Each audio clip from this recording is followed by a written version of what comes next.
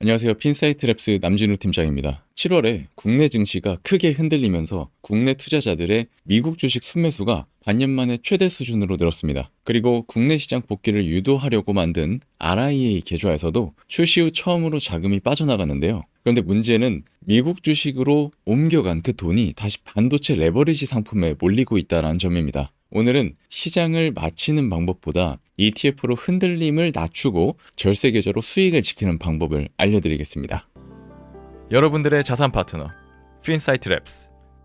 자, 그럼 처음 지금 투자자들의 움직임을 어떻게 먼저 봐야 될까라는 부분은 한 문장으로 말씀드리면, 지금 흐름은 미국 투자도 좀 해야지라는 분산의 개념이 아니라 아이고 미국으로 옮겨야겠다, 즉 이동, 빅 웨이브입니다. 7월에 국내 투자자들이 미국 주식을 46억 7천만 달러 순매수했습니다. 원화로 치면 무려 6조 5천억 원 정도 되는데요. 반년 만에 가장 큰 규모로 나갔고요. 반대로 국내 복귀 계좌 RIA에서는 5,268억 원이 빠져나갔는데요. 출시 이후 처음으로 돈이 순유출된 겁니다. 국내 증시가 급락하니까 상대적으로 덜 흔들린 시장으로 피한 거죠. 그런데 시장이 흔들릴 때마다 이렇게 최근에 잘 갔던 것으로 옮겨 다니면 결국에는 오른 뒤에 사고 떨어진 뒤에 파는 이런 악순환을 반복하게 됩니다. 그래서 지금 확인하실 건 내 자산이 미국이냐 한국이냐 어디로 갔느냐가 아니라 내 자산이 미국 성장주, 반도체, 레버리지 중에 비중이 얼마나 되는지부터 보셔야 됩니다. 미국 주식을 샀다고 해서 자동으로 분산이 되는 건 아니거든요. 지역만 바뀌었을 뿐 위험이 한 산업에 몰려 있으면 그건 여전히 한 방향입니다. 너무 쏠려 있지는 않은지 확인을 하셔야 됩니다. 그래서 지금은 시장 전망을 맞추기보다는 이런 충격에 내 자산이 얼마나 잘 버티게 설계되어 있는가를 먼저 보셔야 됩니다. 자, 그리고 미국으로 이동한 자금이 다시 반도체 세배 레버리지 ETF에 몰렸다라고 하는데요. 미국 투자에서 가장 먼저 경계해야 될 부분은 무엇일까를 한번 살펴보도록 하겠습니다. 일단 이 세배 레버리지 상품을 장기 투자 상품처럼 들고 계시는 경우가 많습니다. 6월에서 7월 사이에 국내 투자자가 가장 많이 산 미국 종목이 바로 이 필라델피아 반도체 지수를 하루에 3배로 추종하는 레버리지 ETF, 바로 SOXL이라고 쏙슬이라고 불리우는 ETF였는데요. 순 매수액이 37억 7천만 달러였습니다. 그런데 같은 기간에 이 ETF의 가격은 거의 절반 가까이 빠졌어요. 이런 결과가 나온 이유는 이 레버리지 투자는 장기 수익률을 3배로 추종하는 게 아닙니다. 하루 수익률, 일일 수익률을 3배로 목표로 하는 상품이기 때문인데요. 그래서 시장이 크게 오르고 내리기를 반복하면 제자리로 돌아올 것 같지만, 돌아오더라도 이 레버리지 상품은 손실이 남을 수 있습니다. 예를 들어서 100만 원이 30% 오르면 130만 원이 되겠죠? 여기서 30%가 빠지면 원금 100만 원이 되는 게 아니라 91만 원이 됩니다. 실제로는 마이너스 9%로 마무리가 되는 거죠. 반도체 산업에 투자를 하고자 하신다면 레버리지 ETF를 적극적으로 활용하시기보다는 코어 자산, 단단한 자산으로 시장 인덱스 ETF랑 반도체 ETF 한 배짜리를 먼저 매수를 하신 다음에, 레버리지 ETF는 손실을 감당할 수 있는 소액으로만 위성 자산으로 구성하시기를 추천드립니다. 그리고 또 미국으로 갔을 때 세금도 중요한데요. 아시겠지만 미국 거래소에 상장된 ETF를 직접 사고 팔면 양도 차익에서 연 250만 원까지는 빼주고 비과세를 해주고요. 나머지 22%의 세금이 붙습니다. 양도소득세죠. 반면에 ISA나 연금저축펀드, IRP 이런 절세계좌 안에서는 국내에 상장된 해외지수 ETF로 투자를 하시면 과세 이연, 세액공제 등의 절세 혜택까지 챙길 수 있으니까 이렇게 자금을 미국으로 옮기더라도 세금, 레버리지 유무, 그 다음에 코어 자산과 위성 자산의 비중 등을 고려해서 옮기셔야 됩니다. 자, 그렇다면 ETF를 활용해서 자산을 나누면 실제 손실과 회복 과정이 어떻게 달라질까, 이런 부분도 궁금해 하시는데요. 그 전에 먼저 짚고 넘어갈 게 있습니다. ETF를 샀다라는 사실만으로 분산 투자가 엄청나게 잘 되는 건 아닙니다. 예를 들어서 반도체 ETF 3개를 샀다면 종목은 3개여도 재료는 여전히 반도체 하나거든요. 그렇기 때문에 주식, 채권, 달러, 금, 부동산, 원자재 이런 ETF들을 각각 사셔서 분산하셔야 됩니다. 제가 아무래도 요리사 출신이다 보니까 요리로 비유를 자주 드리는데요. ETF는 어떤 신선한 재료고요. 자산 배분, 포트폴리오는 레시피입니다. 주식, 채권, 달러, 금, 원자재 등의 다양한 재료들을 가지고 균형 잡힌 포트폴리오를 만들어야 건강한 자산이 만들어집니다. 좋은 재료 단 하나만으로는 건강상의 문제가 생기기 마련이거든요. 닭가슴살이 단백질 많다고 10년 동안 이것만 먹을 수는 없잖아요. 그래서 숫자로 예시를 한번 들어보면 1억 원을 반도체 ETF에 넣었다가 30%가 빠졌다라고 한다면 자산이 7천만 원이 될 겁니다. 마이너스 30%죠. 반면에 주식 100%가 아니라 주식 60%, 채권과 현금 20%, 금과 달러 같은 대체 자산의 40%를 나눴다라고 가정을 해보겠습니다. 그럼 주식이 30%가 떨어지더라도 나머지가 그대로라면, 이 40%의 안전자산이 그대로 유지가 된다면 총 마이너스는 18%밖에 안 됩니다. 그리고 주식이 떨어졌다는 건 경기가 그만큼 위기감을 느끼고 있다는 거니까 우리가 방금 얘기했던 이 40%의 안전자산, 대체자산들은 오를 겁니다. 그렇게 되면 손실은 더 줄어들겠죠. 그리고 나서 생각해야 되는 게 리밸런싱입니다. 주식 목표 비중이 60%인데 하락하고 나서 50%가 됐다면 채권이나 현금 일부를 옮겨서 다시 사가지고 60%로 맞춥니다. 저점 매수예요. 반대로 주식이 너무 올라서 70%가 됐다라고 한다면 10% 정도를 덜어내서 현금 자산이나 채권 ETF를 사는 거죠. 이렇게 6개월이나 1년에 한 번 또는 목표 자산 비중에서 5% 이상씩이 벗어났을 때 리밸런싱을 하겠다라는 규칙을 정해두시면 자연스럽게 수익난 부분으로 저점 매수를 하는 구조가 만들어질 수 있습니다. 이렇게 자산 배분을 하는 목적은 손실을 완전히 없애는 게 아니라 최근에 국내 시장의 하락처럼 큰 충격이 왔을 때 투자 계획 전체가 무너지지 않게 하는 안전판 역할입니다. 그래야 떨어졌을 때 버틸 수 있거든요. 그럼 변동성이 큰 장에서 방어 역할을 할 수 있는 ETF 유형과 직접 배분하기 어려운 투자자가 활용할 수 있는 상품 구조도 한번 설명을 드려볼 텐데요. 우리가 방금 얘기했던 방어형 ETF라고 다 같은 역할을 하는 게 아닙니다. 주가 하락을 막을지, 금리 상승을 견딜지, 원화 약세에 대비할지에 따라 도구가 크게 달라지는데요. 세 가지 정도로 나눠줄 겁니다. 첫 번째, 현금성과 초단기채 ETF입니다. 이 친구들은 가격이 거의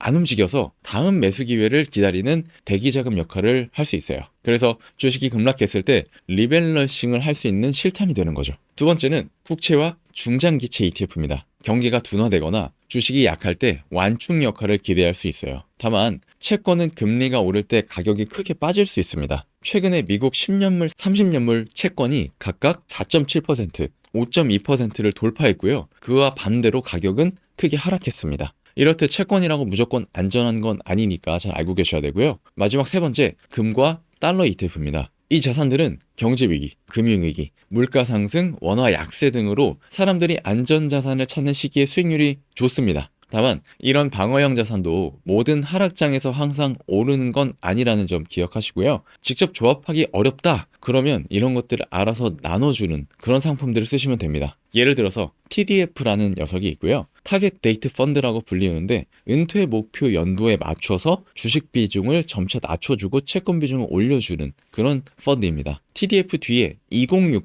2050이라고 적혀져 있는 건 내 은퇴 시점이 2060년도다, 2050년도다를 말하는 거고요. 이런 은퇴 시점에 맞춰서 안전자산을 천천히 늘려주는 거죠. 두 번째는 TRF입니다. 타겟 리스크 펀드라고 하는데요. 위험 수준을 일정하게 유지해줍니다. 예를 들어서 TRF 7030은 주식 70%, 채권 30% 이런 뜻입니다. 마지막으로 EMP라는 게 있는데요. 이건 여러 가지 ETF를 조합해서 자산 운용사에서 알아서 굴려주는 방식의 포트폴리오입니다. ETF 매니지드 포트폴리오라고 하는데 ETF 상품명 안에 EMP가 있으면 이거 알아서 자산 배분 해주는 거구나 라고 생각하셔도 무방합니다. 결론적으로 이 방어형 ETF가 내 포트폴리오에서 어떤 위험을 줄여주는가를 아셔야 되고 이게 투자 대기자금인지 안전수익 확보인지 경기 위기나 환 리스크 방어인지를 따지셔야 됩니다. 그리고 자산뿐만 아니라 매수 시점도 나눠야 하는데요. 정액 분할 투자 DCA 효과에는 어떤 장점과 한계가 있는지 한번 말씀드리겠습니다. 이건 정해진 금액으로 매주 혹은 매달 분할 매수를 하는 건데요. 예를 들어서 매달 50만 원씩 ETF를 산다라고 가정을 해보면 가격이 10만 원짜리 ETF는 5주 살 겁니다.